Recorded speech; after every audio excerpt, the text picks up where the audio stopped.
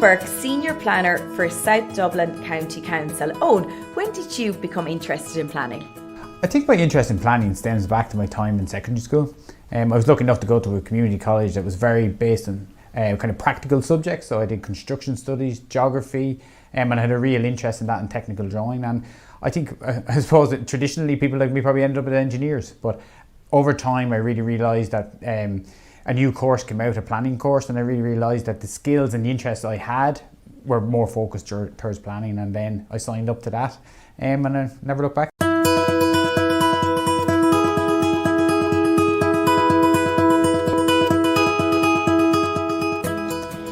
Alwyn James, Project Planning Manager for Asset Delivery in Irish Water. Alwyn, when did you become interested in planning?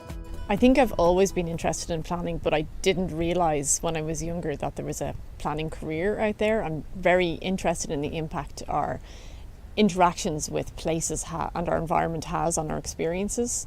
If you're in a high quality place or you're influenced by the land uses and the building uses around you, your access to services like schools and hospitals, and how you travel and get around the place has a huge impact on whether you have a good experience or a bad experience.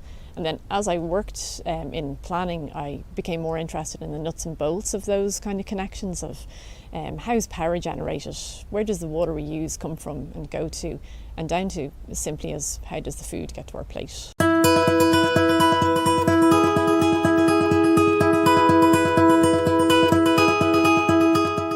So this is Rob Fenley, Regional Planning Officer in the Southern Regional Assembly. Rob, when did you become interested in planning? I became interested in planning from a geography background more so. I was always interested in the history of places, how they formed, developed, regenerated themselves over time. But I was always curious as to why some places just were more vibrant, more attractive, more interesting than others. How come they had more amenities?